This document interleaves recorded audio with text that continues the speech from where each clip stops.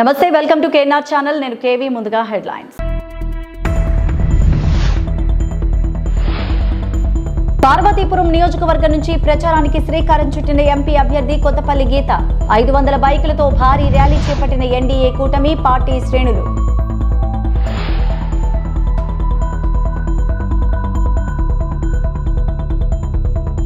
వాలంటీర్లపై చంద్రబాబు కక్ష సాధింపుకు పాల్పడుతున్నారు. వైసీపీ పశ్చిమ నియోజకవర్గ పరిశీలకులు పేడాడ రమణి కుమారి ఆరోపణ.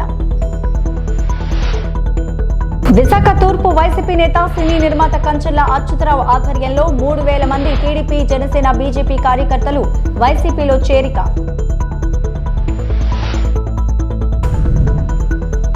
ప్రజాస్వామ్యం ప్రమాదంలో పడుతోందని, దీన్ని ఓటు అనే అస్త్రం ద్వారా కాపాడుకోవాల్సిన అవసరం ప్రతి ఓటర్ పైన ఉందని ప్రముఖ కవి, రచయిత మారెళ్ల భానుప్రకాష్ ప్రజలను తన కవితల ద్వారా చైతన్యవంతులను చేస్తున్నారు.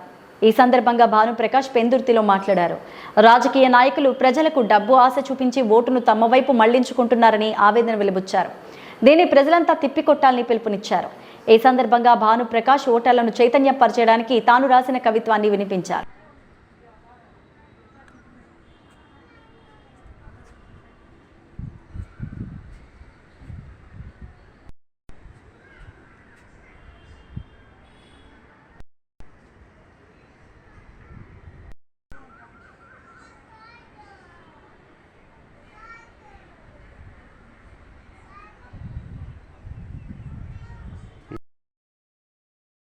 మారెళ్ల భానుప్రకాష్, చెన్నమశివాడ, శంశక్తి నగర్. నేను మొదటి నుంచి చాలా రోజులు బట్టి కవితలు, కథానికలు, నవలు రాస్తూ ఉంటాను. అయితే ప్రస్తుతం ఓటర్ మీద కొన్ని కవితలు రాశాను. ఇది ఏ పార్టీని కానీ ప్రత్యేకించి మెన్షన్ చేస్తూ రాయాల్సిన కవితలు కాదు. కేవలం ఓటు విలువ తెలపడం కోసం, ఓటర్ని జాగృతం చేయడం కోసం రాసిన కవితలు. ఓటు విలువ తెలియకపోవడం వల్ల చాలామంది ప్రజానికం, ఓటు యొక్క విలువ తెలియకపోవడం చాలామంది ప్రజానికం దాన్ని దుర్వినియోగపరుచుకొని ఓటుకి అమ్ముడుపోతున్నారు, ఓటుని అమ్మేస్తున్నారు. కావున ప్రజాస్వామ్యం గాడి తప్పుతుంది. గాడి తప్పడం వల్ల ప్రజల్లో విప్లవం పెరుగుతోంది. పార్వతీపురం మన్యం జిల్లా సీతానగరం మండలం లచ్చయ్యపేట గ్రామం వద్ద ఎన్డీఏ కూటమి అరకు ఎంపీ అభ్యర్థి కొత్తపల్లి గీతకు ఘన స్వాగతం పలికారు బీజేపీ, టీడీపీ, జనసేన నాయకులు, కార్యకర్తలు. పార్వతీపురం నియోజకవర్గం నుంచి ప్రచారానికి శ్రీకారం చుట్టిన ఎంపీ అభ్యర్థి కొత్తపల్లి గీత 500 బైకులతో భారీ ర్యాలీ చేపట్టారు ఎన్డీఏ కూటమి పార్టీ శ్రేణులు. లచ్చయ్యపేట నుంచి పార్వతీపురం వరకు భారీ ర్యాలీ చేపట్టారు ఉమ్మడి పార్టీ శ్రేణులు. రోడ్డు పొడవున హారతులతో స్వాగతం పలికారు పలువురు మహిళలు, ప్రజలు. ప్రచార రథ నుంచి ప్రజలకు అభివాదం చేస్తూ ముందుకు సాగిన అరకు ఎంపీ ఉమ్మడి అభ్యర్థి కొత్తపల్లి గీత, పార్వతీపురం టీడీపీ ఎమ్మెల్యే అభ్యర్థి బోనెల విజయ్ చంద్ర అనంతరం వారు మీడియాతో మాట్లాడారు. మనం చూస్తున్నాము, అన్ని వర్గాల ప్రజల్ని మోసం చేసి పబ్బం గడుపుకుంటూ రాష్ట్రాన్ని 20 ఏళ్ళు వెనక్కి నెట్టే పరిస్థితి మనం చూసాము. కాబట్టి ఈ కూటమి ఎవరైతే ఎలక్షన్ ఇన్ఛార్జ్గా మాకు ఇక్కడికి వచ్చారో ఆయన దీన్ని ఒక త్రివేణి సంగమంగా అభివర్ణించడం జరిగింది.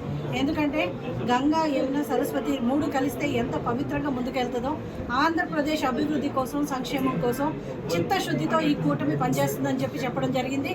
అలాగే ఇంతకు ముందు ఏమైనా చిన్న చిన్న గ్యాప్స్ ఉన్నా కూడా అందరూ కూడా కలిసి ఈరోజు చూస్తే కూటమిలో ఉన్న ప్రతి పార్టీ ముగ్గురు కూడా ఎలాంటి తారతమ్యం లేకుండా ఇప్పుడు మనం చూస్తున్నాం. ఒక రావణాసుడి పరిపాలన, ఒక రాక్షస పరిపాలన మనం జరుగుతుంది. కాబట్టి ఆ రాక్షస పరిపాలన, రాక్షసుని ఇంటికి పంపించడానికి, ఇప్పుడు 10 తలల రావణాసుడిని వధించడానికి ఎలాగైతే రాముడు, లక్ష్మణుడు, శత్రుఘ్నుడు, అలాగే వానర సేన అంతా కూడా కూడొచ్చారో, అంటే నేను ఒక్కడిని అందరూ 100 మంది ఉన్నారన్నారు. అందుకే రాక్షసుడు కాబట్టి ఒక్కళ్ళు సరిపోరు.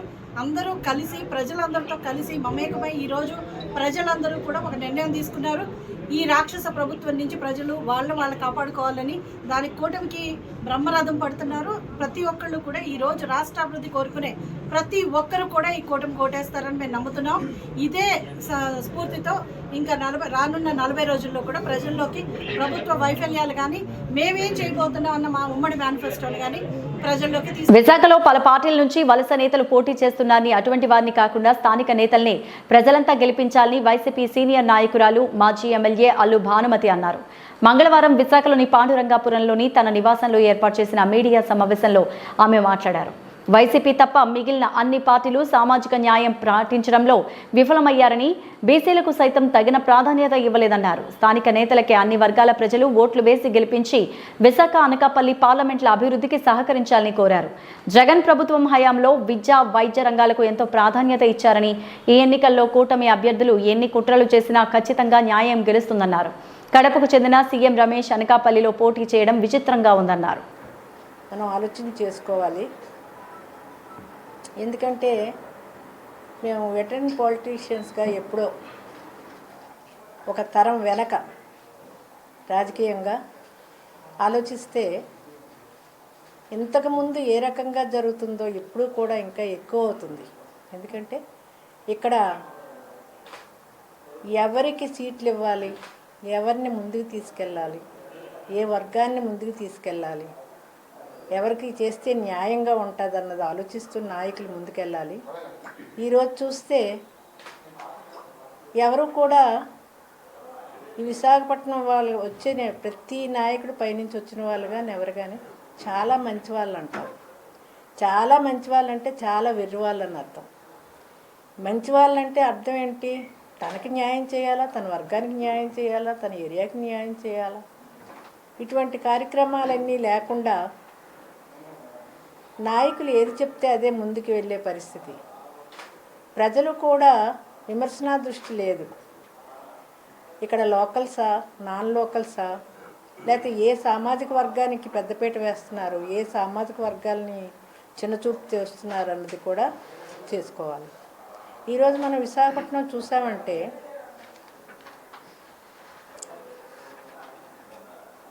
బీసీస్కి ఇవ్వాలి, ముందు పీట బీసీస్కి వెయ్యాలి. ఎందుకంటే ఈ ఏరియా అంతా కూడా, ఈ జిల్లాలన్నీ కూడా బీసీకి డామినేషన్. మరి ఎక్కడ మనకి ఇది లేదు. తర్వాత లోకల్స్ ఎవరైతే స్థానికులు ఉన్నారో వాళ్ళకి అవకాశం కల్పించాలి. స్థానికులకి స్థానికమైన ప్రాబ్లమ్స్ కానీ వాళ్ళ దగ్గరికి వెళ్ళే యాక్సెస్ కానీ ప్రజలకు ఉంటుంది. అదే ఎక్కడి నుంచో పెద్ద బడా బాబులు వస్తే వాళ్ళ దగ్గరికి వెళ్ళడానికి వీళ్ళకి యాక్సెస్ ఉండదు. తర్వాత ఇక్కడున్న ప్రాబ్లమ్స్ కూడా వాళ్ళు అవగాహన చేసుకోవడానికి వాళ్ళకి మ్యాజిస్ట్రేట్స్ లాగా మీకు ఒక హక్కు ఉంది. మీరు ఎక్కడ పని చేయండి, ఏం చేయండి, వెదర్ ఎవరు న్యాయం చేస్తున్నారు ప్రజలకి, ఎవరు సరియైన నిర్ణయాలు తీసుకుంటున్నారు, ఎవరు సరియైన నిర్ణయాలు తీసుకోలేదు అన్నది మీకు తెలుస్తూనే ఉంటుంది. మీకు చూడండి, ఇప్పుడు బీసీలకి ఎవరు పెద్దపీట వేస్తారు? మన విశాఖపట్నం ఉంది. ఎంపీ కానీ ఎమ్మెల్యేస్ కానీ ఎవరెవరికి ఇచ్చారో మీకు తెలుసు. ఇప్పుడు తెలుగుదేశం కానీ వైసీపీ కానీ అంతే కదా. అది కూటమనండి, ఇదనండి, రెండే పార్టీలు, రెండు నిర్ణయాధికారాలు చేసేటప్పుడు ఇక్కడ బీసీ వర్గానికి ఏమో వైసీపీ ఇచ్చింది, అక్కడేమో సామాజిక వర్గానికి ఏ నాయకుడైతే చంద్రబాబు నాయుడు గారు సామాజిక వర్గానికి చెందిన వ్యక్తులకి అక్కడ ఎంపీ ఇచ్చారు. అలాగే ఎమ్మెల్యేస్ కూడా 2-3 ఎమ్మెల్యేస్ ఒకే సామాజిక వర్గానికి చెందిన వాళ్ళకి ఇవ్వడం జరిగింది. అది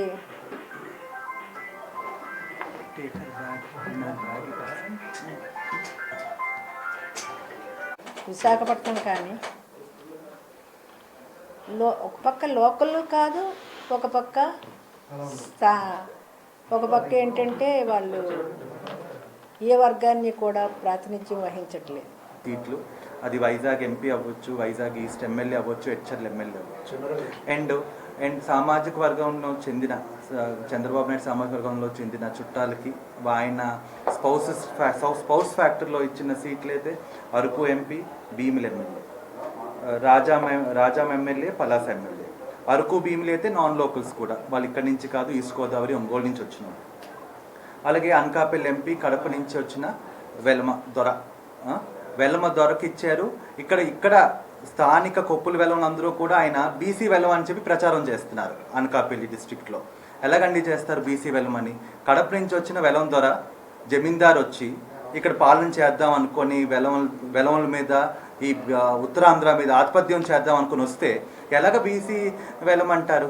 ఆయన దొర కదా, కడప నుంచి వచ్చిన దొర, జూబ్లీ హిల్స్ దొర. ఆయన ఎలాగ అక్కడ ప్రజలు ఎన్నుకుంటారు? అలాగే వైజాగ్ ఇంకో పెద్ద దొర, వందల వేల ఎకరాలు లక్షల కోట్లు ఉండే పెద్ద దొర భరత్ గారు, ఆయనకి ఇచ్చారు. ఆయనకి ఎలాగేస్తారు? మన జిల్లాలో ఉండే బొత్స ఝాన్సీ గారికి వేస్తారా? ఎక్కడి నుంచో వచ్చిన గీతం కాలేజ్ అధినేతలకు వేస్తే మీరు నేను వెళ్ళగలమా? మాట్లాడగలమా? ఏదైనా మాట్లాడగలమా? కూర్చోగలమా? వాళ్ళ దగ్గర టీ ఇస్తారా? టీ కాఫీలు కాదండి, గుమ్మాల్లోకి రానివ్వరు. అల్లు భానుమతి గారు ఎమ్మెల్యేగా ఉన్నప్పుడు మూర్తి ఎంబీబీఎస్ మూర్తి ఇంట్లోనే ఎలాగ బయట నుంచి ఉన్నారో మినిస్టర్లు అందరికీ తెలిసిందే కదా. మళ్ళీ తీసుకొస్తారేంటి? వాలంటీర్లపై చంద్రబాబు కక్ష సాధింపుకు పాల్పడుతున్నారని వైసీపీ పశ్చిమ నియోజకవర్గ పరిశీలకులు అంబేద్కర్ విశ్వవిద్యాలయ పాలక మండలి సభ్యురాలు పేడాడ రమణికుమారి ఆరోపించారు. మంగళవారం విశాఖ పశ్చిమ నియోజకవర్గం కార్యాలయంలో ఏర్పాటు చేసిన మీడియా సమావేశంలో ఆమె మాట్లాడారు. వాలంటీర్ వ్యవస్థను దెబ్బతీయాలని చంద్రబాబు చూస్తున్నారన్నారు. అవ్వాతాతలకు ఇంటింటికి వెళ్లి పంపిణీ చేసే పెన్షన్లు సకాలంలో అందకుండా అడ్డుకోవడం చంద్రబాబుకు తగదన్నారు. కోర్టులో కేసులు వేయడమే కాకుండా మరోవైపు చలో సచివాలయం పేరుతో మీడియా ముందు టీడీపీ నాయకులు హడావిడి చేస్తున్నారని మండిపడ్డారు. కార్యక్రమంలో వార్డు కార్పొరేటర్ మురే వాణి నానాజీ, మాజీ కార్పొరేటర్ గల్లా శ్రీనివాస్, 90వ వార్డు ఇన్ఛార్జ్ ప్రసాద్ రెడ్డి తదితరులు పాల్గొన్నారు. 1వ తారీఖున 5 గంటలకే తెల్లవారకు ముందే వాళ్ళు ఎవరూ లేవక ముందే వెళ్ళి పెన్షన్లు ఇవ్వడం అనేటువంటి పద్ధతి గడిచిన 4.5 సంవత్సరాలు, సుమారుగా 58 నెలల నుంచి అదే జరుగుతూ ఉంది. పూర్తిగా తెల్లవారికి ముందే 5 గంటలకే వెళ్ళి ప్రతి వాలంటీర్ కూడా వాళ్ళకి అప్పచెప్పిన 50 ఏళ్ళకి చక్కగా పెన్షన్ అంటే నడవలేని వృద్ధులకి, పెద్దవాళ్ళకి, అవ్వాతాతలకి, బామ్మలకి అందరికీ కూడా ఒక మనవళ్ళలాగా, ఒక మనవరాల్లాగా వెళ్ళి ఈ వాలంటీర్స్ వెళ్ళి సర్వీస్ చేయడం జరిగింది. కరోనా లాంటి కష్టకాలంలో కూడా ఏ ఒక్కరూ కూడా బాధపడలేదు. అంటే బయటికి రాలేకపోయినప్పటికీ, పనులు చేసుకోవడానికి అవకాశం లేనప్పటికీ కూడా జగన్మోహన్ రెడ్డి గారు ఎక్కడ ఏ లోటు లేకుండా వాళ్ళకి రేషను, పెన్షను టైంకి అందే విధంగా వాలంటీర్ వ్యవస్థ ద్వారా అంటే అంత సర్వీస్ చేశారు వాళ్ళు. ఆ రోజు వాళ్ళ ప్రాణాలను తెగించి భయాన్ని వదిలేసి వాళ్ళ ఏదైతే జగన్మోహన్ రెడ్డి గారు అప్పచెప్పారో ఆ బాధ్యతే ధ్యేయంగా ప్రతి ఒక్కరూ తెల్లవారి ఇంటికి వెళ్ళి సర్వీస్ చేయడం జరిగింది. అటువంటి వాలంటీర్ వ్యవస్థ మీద చంద్రబాబు నాయుడు గారికి ఏంటి ఆయన బాధ ఏంటో, ఆయన ఆలోచన ఏంటో, 14 ఏళ్ల ముఖ్యమంత్రి నుంచి అంటారు, 40 ఏళ్ల సుదీర్ఘమైనటువంటి రాజకీయ చరిత్ర అని చెప్తారు. ఆయన ఏం చెప్పాలనుకుంటున్నారు ప్రజలకు అన్నది అర్థం కానిటువంటి పరిస్థితి. వాలంటీర్ వ్యవస్థ మీద ఆయన కరడుగట్టిన ఉగ్రవాదిలాగా, తీవ్రవాదిలాగా ఆయన తీసుకుంటున్నటువంటి నిర్ణయాలు ఈరోజు ప్రజా జీవితంలో చూస్తే ప్రజలు చాలా బాధపడుతూ ఉన్నారు. అంటే నిజంగా ఆయనలో ఉన్నటువంటి ఒక ఏమనాలి దాన్ని, ఆయన లోపల మనిషిని చూపిస్తూ ఉన్నాడు. ఇప్పుడే అధికారం రాకముందే, ఆయన ఎలక్షన్ పూర్తిగా జరగకముందే చూపిస్తున్నాడని ప్రజలు భావిస్తున్నారు. ప్రజలు ఈరోజు భావిస్తున్నది ఏంటంటే ఈరోజు కొత్తగా మొదలు పెట్టలేదు వాలంటీర్ వ్యవస్థని, పెన్షన్ పంపిణీను. ఇది ముందు నుంచి 58 నెలలుగా జరుగుతున్నదే. ఈరోజు కొత్తగా స్టార్ట్ చేస్తే ఆయన అడ్డుకోవచ్చు. ఇది కొత్తగా స్టార్ట్ చేశారు, మళ్ళీ ఎలక్షన్కి ఇబ్బంది అవుతుంది, ఏ విధంగా చేస్తారని. ఈ ప్రస్థానం జరుగుతూ ఉన్నదాన్ని ఈ విధంగా ఆయన అడ్డుకోవటం, దానికేమో ఒక సంస్థ ద్వారా దానికి ఒక పేరు పెట్టారు, సిటిజన్ ఫర్ డెమోక్రసీ అని. ఆ సంస్థ ద్వారా ఫిబ్రవరి 23, 25 తారీఖుల్లో కోర్టు కేసు వేసి నిమ్మగడ్డ ప్రసాద్ గారు చీఫ్ ఎలక్షన్ కమిషనర్గా చేసినటువంటి వ్యక్తి ఈరోజు దీన్ని అడ్డుకునే విధంగా చేయటం అనేది చాలా దురదృష్టకరం. అవ్వాతాతలు నిజంగానే చాలా బాధపడుతున్నారు. పూర్తిగా ఎండలు వచ్చేసినాయి, ఎండాకాలం వచ్చేసింది.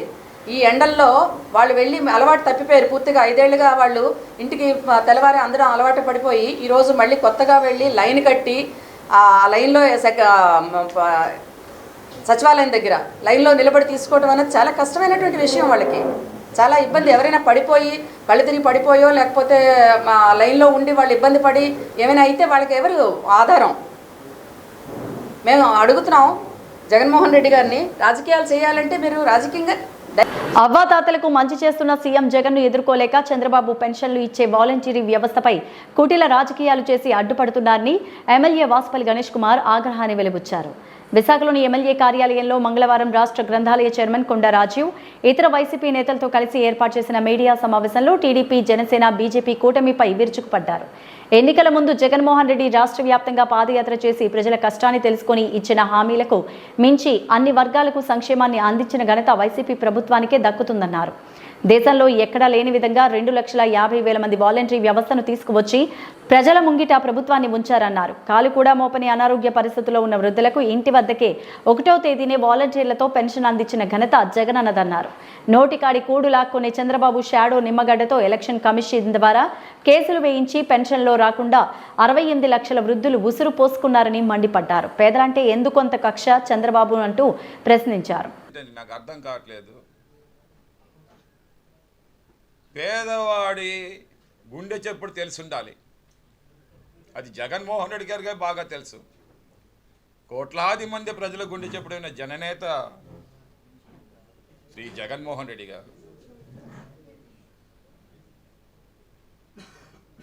మంచం మీద 70-80 సంవత్సరాల వయసులోని పెరాలసిస్ వచ్చి రేపో మాపో అన్న వాళ్ళని చూడాలి. మంచం మీదే అన్నీ కనీసం వారానికి 2,000 రూపాయలు ప్యాడ్లు అవుతున్నాయి. వాళ్ళకి తెలుసుకో చంద్రబాబు నాయుడు, 2,000 రూపాయలు ప్యాడ్లు అవుతున్నాయి. నీ మనవడికి పెట్టుంటావు, అది చిన్న వయసు. ముసలి వయసులో అన్నీ మంచమే జరుగుతూ ఉన్నాయి. క్యాన్సర్ పేషెంట్లు ఎందుకు వాళ్ళు ఉసిరు పోసుకుంటావు? కిడ్నీ పేషెంట్స్ నీకు తెలుసా, ఇరుకైన సందుల్లో 3 అంతస్తుల మేడ మీద ఫ్యాను ఒకటే ఉంటుంది, రేకుల సైడ్లో జీవితం అనుభవిస్తూ ఉన్నారు. తక్కువ అది వస్తుందేమో అని పట్టణాలు వదిలి వెళ్ళలేక 3 అంతస్తులు దిగలేరు వాళ్ళు. యాక్సిడెంట్లు అయిన వాళ్ళు, అన్నీ కోల్పోయిన వాళ్ళు. అలాంటి వాళ్ళు ఉసురు పోసుకుంటావా నువ్వు? జగన్మోహన్ రెడ్డి గారు మొదటి రోజు గవర్నమెంట్ ఫామ్ చేసిన వెంటనే అలాంటి పేదవాళ్ళకి ఒక డిగ్నిటీ ఇవ్వాలి, ఒక డీసెంట్ లైఫ్ ఇవ్వాలి అని వాలంటీర్ వ్యవస్థను తీసుకుని వచ్చారు. 2,75,000 మందిని నేరుగా వారి ఇంటికి వెళ్ళి కష్టం తెలియకంట, వాళ్ళకి ఎండ తెలియకుండా. విశాఖ తూర్పు వైసీపీ నేత సినీ నిర్మాత కంచర్ల అచ్యుతరావు ఆధ్వర్యంలో సుమారు 3,000 మంది టీడీపీ, జనసేన, బీజేపీ కార్యకర్తలు వైసీపీలో చేరారు. ఆరిలోవలోని ఉపకార్ చారిటబుల్ ట్రస్ట్ కార్యాలయం వద్ద జరిగిన కార్యక్రమంలో కార్యకర్తలు భారీగా వైసీపీలో చేరడం విశేషం. ఈ కార్యక్రమంలో ముఖ్య అతిథిగా ఎంవివి సత్యనారాయణ, వైసీపీ నేత గన్నమనేని వెంకటేశ్వరరావు హాజరై వారి చేతుల మీదుగా కండువాలు కప్పి పార్టీలోకి ఆహ్వానించారు. ఈ సందర్భంగా ఎంవివి సత్యనారాయణ మాట్లాడుతూ తూర్పు వైసీపీ నేత కంచెల అచ్యుతరావు ఆధ్వర్యంలో పార్టీలో చేరికలు అభినందనీయమన్నారు. హాస్పిటల్ కానీ, చదువులు కానీ ప్రతి ఒక్కదానికి హెల్ప్ చేస్తూ ఉంటారు ఆయన. అటువంటి వ్యక్తి జగన్మోహన్ రెడ్డి గారు ఇంత మంచి చేస్తున్నారు. ఇటువంటి వ్యక్తి మన ముఖ్యమంత్రిగా ఉంటే పేదలందరూ సంతోషంగా ఉంటారు. ఇటువంటి వ్యక్తిని మనలాంటి వారందరూ సపోర్ట్ చేయాలి అని చెప్పి ఆయన ముఖ్యమంత్రి గారిని కలిసి ముఖ్యమంత్రి గారి సమక్షంలో ఆయన పార్టీకి సపోర్ట్ చేస్తానని ఆయన పార్టీలోకి వచ్చి ఇలాంటి వ్యక్తులు ఈ రాష్ట్రానికి ముఖ్యమంత్రిగా ఉండాలి. ఎందుకంటే ఇలాంటి వ్యక్తులు ఉంటే ఈ పేదలకు నిర్మూలన అవుతుంది. విద్యార్థులు చదువుకుంటారు, పేదలు వైద్యం చేసుకోగలరు, పేదలు పెద్దవారందరూ అవ్వలు తాతలు సంతోషంగా ఉండగలరు. ఇవన్నీ జరుగుతున్నాయంటే మీ వల్ల జరుగుతున్నాయి. ఇన్ని సంవత్సరాలు ముఖ్యమంత్రులు ఎంతమంది మారినా సరే మీలా ఎవరు కూడా పనిచేయలేదు.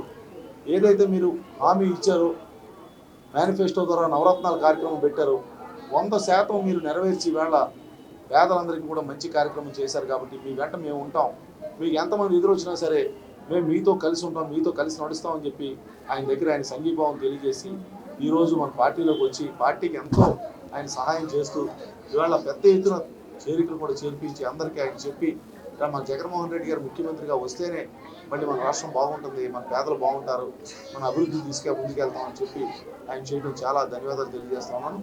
ఈరోజు విశాఖపట్నం తూర్పు నియోజకవర్గంలో 15 వార్డుల నుంచి ఈరోజు మన వైఎస్ఆర్సీపీ పార్టీలోకి చేరికలు అనేవి చేయడం జరుగుతుంది. విశాఖపట్నంలో ఈ తూర్పు నియోజకవర్గం అన్ని నియోజకవర్గాల కంటే ఎక్కువగా మెజార్టీ రావాలి, అనుకున్న దానికంటే ఎక్కువగా మెజార్టీ వస్తుంది కూడా. ఎందుకంటే ఈ జనాదరణ మామూలుగా లేదు. ఈ తూర్పు నియోజకవర్గంలో కంపల్సరీ మంచి మెజార్టీతో మన పార్టీ గెలవాలని ప్రతి ఒక్కరు కోరుకుంటున్నారు. మరి ఈరోజు పురోహితుల సంఘం మొత్తం తూర్పు నియోజకవర్గం మొత్తం మనకి సపోర్ట్ చేయడం జరిగింది. అలాగే ఆటో యూనియన్స్ అన్నీ కూడా తూర్పు నియోజకవర్గంలో మనకి సపోర్ట్ చేయడం జరుగుతుంది. అలాగే పెదవాటేరు, అలాగే మొత్తం 15 వార్డుల నుంచి కూడా ఈరోజు మెయిన్ లీడర్స్ ఈరోజు రావడం జరిగింది. ఈ చేరికలు ఈ రోజుతో కాకుండా స్కూల్ ఆఫ్ వండర్ కిడ్స్ 25వ వార్షికోత్సవ వేడుకలు నగరంలోని పోర్టు కళావాణి ఆడిటోరియంలో ఘనంగా జరిగాయి. వేడుకల్లో భాగంగా చిన్నారులు టాలెంట్ హంట్ని ప్రదర్శించారు. ఆంధ్రప్రదేశ్లో వివిధ పాఠశాల ప్రతినిధులు ఈ వేడుకలకు హాజరై చిన్నారుల ప్రతిభను ప్రశంసించారు. స్కూల్ చైర్మన్ మర్ల రాము నాయుడు, ప్రిన్సిపల్ మర్ల వాణిశ్రీ ఆధ్వర్యంలో పిల్లలు వారి తల్లిదండ్రులతో ఉదయం 10 గంటల నుంచి సాయంత్రం 6 గంటల వరకు సందడి చేస్తూ ఆ ప్రాంతాన్ని అలజడిగా మార్చేశారు. పిల్లలు చేసిన అలజడిని చూసి తల్లిదండ్రులు ఆనందాన్ని వ్యక్తం చేశారు. ఈ సందర్భంగా ప్రిన్సిపల్ మర్ల వాణిశ్రీ మీడియాతో మాట్లాడారు. తమ పాఠశాల విద్యార్థుల ప్రతిభను వివరించారు. కార్యక్రమంలో ఏపీపీ యుఎస్ఎంఏ కోశాధికారి ఎంవి రావు, రీజనల్ ప్రెసిడెంట్ పిఏఎన్ రాజు, జిల్లా అధ్యక్షులు ఎస్ శ్రీనివాసరావు, ప్రధాన కార్యదర్శి ఎంవివి సత్యనారాయణ, ఎస్ శేఖర్ తదితరులు పాల్గొన్నారు. ముఖ్యంగా నాయుడు గారిని జస్ట్ లాస్ట్ 3 months బ్యాక్ ఒక్కసారి నేను కలిశాను. ఈ తాలూకా మెథడాలజీ కోసం నేను ఎప్పుడు కూడా ప్రతి ఒక్కదాన్ని కూడా కొత్త ఎడ్యుకేషన్ సిస్టంలో వస్తున్నటువంటి ప్రతి దాన్ని అడాప్ట్ చేసుకుంటూ ఉంటాను. ఎలాగైనా పిల్లలకి బెస్ట్ ఎడ్యుకేషన్ ఈజీ వేలో ఇవ్వాలని ఆలోచిస్తూ ఫస్ట్ టైం మేము డిజిటల్ క్లాసెస్ కూడా అంటే విజయనగరంలో ఫస్ట్ నేనే పెట్టాను. మాది 1000 చిల్డ్రన్ ఉన్నారు పిల్లలు. లాస్ట్ ఇయర్ కూడా 592తో విజయనగరంలో ఫస్ట్గా గెలిచాము మేము. So we are also having thousands of parents but in search of solving the burden of the student. మీరు చాలా ఈవెన్ సింగపూర్ కూడా వెళ్ళి ఎడ్యుకేషన్ సర్వీస్లో పాల్గొన్నాం. అలాగే మాంటసోరీ ఇన్స్టిట్యూట్కి వెళ్ళాను. మాంటసోరీ సిస్టమ్ని ఇంప్లిమెంట్ చేశాను ఈ ఇయర్ ఇక్కడ. సో అవన్నీ చూసినాక ఈ కలిసినాక ఇక్కడ ఉండేటువంటి స్కూల్కి వెళ్ళి ఒకసారి చూడడం జరిగింది. ఏ క్లాస్ చూసినా సరే ప్రతి పిల్లవాడు ఎక్స్ట్రాడినరీగా రాస్తున్నాడు, సింగిల్ హ్యాండ్ రైటింగ్తో ఉంటుంది, అద్భుతంగా హిందీ మాట్లాడుతున్నాడు, ఇంగ్లీష్ మాట్లాడుతున్నాడు, తెలుగు మాట్లాడుతున్నాడు. It's wonderful. సో ఇన్స్పైర్ అయ్యి ఎట్లాగైనా సరే దీన్ని అడాప్ట్ చేసుకుందని చెప్పేసి ఆయన రకరకాలుగా కన్వీన్ చేసి మొత్తం మీద నెక్స్ట్ ఇయర్ కమింగ్ ఇయర్లో జూన్లో విజయనగరంలో వీరి యొక్క సహాయ సహకారాలతో వండర్ కిడ్స్ స్కూల్ని స్టార్ట్ చేయబోతున్నాం. It's great opportunity for me to establish A same school in Vizianagaram also because we have to spread all the teaching easy teaching way to interior areas also. That is his aim. It's very appreciable. That's why we also want to collaborate with Naidu sir and Vani madam also. We are going to open this school also. Thank you sir. Thank you madam. It's very extraordinary in the field of school. Feeding the children. It's very extraordinary. Up to me and also it's up to all. I think it may be. Thank you sir. Thank you. Why I love this school means because they allow parents inside the school. None of the schools will allow parents inside the school because we don't know what the children are doing, how the classroom should be, whether the light is working or fan is working. We don't know anything. But they will allow inside the school. That I like the most. And they expect the parents to check the exam time also because we can go and inspect the children while they are writing the exams. We can see what they are doing and how they are writing also. Did any parent want to talk about this? మాట్లాడమంటున్నారు కదా sirs వచ్చి మీ పిల్లల కోసం schools కోసం మీకు చెప్పాలని లేదా? Please come forward and speak. Whatever you want to talk just come forward and speak. Thank you sir. నమస్తే అండి, నా పేరు Malla Vanisri, school of wonder kids principal. And ఈరోజు వండర్ కిడ్స్ ఎక్స్పో 2024 అనే ఈవెంట్ ఒకటి శ్రీ విశ్వనాథ్ కన్వెన్షన్ స్పోర్ట్ కళావాణి ఆడిటోరియంలో మేము ప్రజెంట్ చేస్తున్నాము. అండ్ సో ఇక్కడ ఏంటంటే like recently different schools in different డిస్ట్రిక్ట్స్లో టీచర్స్కి ట్రైనింగ్ ప్రోగ్రామ్ అంటే లైక్ వండర్ కిడ్స్లో డిఫరెంట్ ఈవెంట్స్ మీరు చేస్తున్నారు. How is it possible? పిల్లలంటే మన నర్సరీ ఎల్కేజీ యూకేజీ క్లాసెస్లో no books, no reading, no writing, no homework అనే కాన్సెప్ట్తో రన్ చేస్తాము. బట్ యూకేజీ చివరికి వచ్చేటప్పటికి మనకి వండర్ఫుల్గా పిల్లలు చేస్తున్నారు. సో అది ఎలా చేస్తున్నారని చెప్పేసి అందరూ అడగటంతో మేము టీచర్స్ ట్రైనింగ్ క్లాసెస్ కూడా కండక్ట్ చేయడం జరిగింది. అండ్ పిల్లల్ని వచ్చి చూడొచ్చా అని చెప్పేసి అడిగినప్పుడు మేము హ్యాపీగా విత్ ప్లెజర్ అని చెప్తే అందరూ వస్తున్నారు. అండ్ డిఫరెంట్ టైమింగ్స్లో డిఫరెంట్ డేస్లో వస్తుంటే నాకు పిల్లలకి టీచర్స్కి డిస్టర్బెన్స్ అవుతుంది. ఆ డిస్టర్బెన్స్ లేకుండా మీరు అందరూ ఒకరోజు 31st మార్చిన ఇక్కడ మేము ఒక ఈవెంట్ ఆర్గనైజ్ చేస్తామని చెప్పేసి ఆ రోజు అందరూ రండి ఇన్వైట్ చేయడం జరిగింది. So different school heads from మొత్తం ఆంధ్ర నుంచి కూడా ఈరోజు వచ్చినారు. So we are very grateful and thankful for them. అండ్ ఇక్కడ మన పిల్లలు చేసిన ఈవెంట్స్ ఏంటంటే నర్సరీ పిల్లలు ఆల్మోస్ట్ 500 to 1000 క్వశ్చన్స్ లైక్ జనరల్గా మనం ఏ అడిగిన క్వశ్చన్స్ అడిగినా కూడా పిల్లలు ఆన్సర్ చేస్తారు. అదేవిధంగా ఎల్కేజీ పిల్లలు 1500 to 2000 క్వశ్చన్స్కి వాళ్ళు ఆన్సర్స్ చెప్పడమే కాదు, so they understand what is behind that. And నేను ఇంగ్లీష్లో కానీ హిందీలో కానీ క్వశ్చన్స్ వేస్తే పిల్లలు ఆన్సర్ చేయడం అవుతుంది.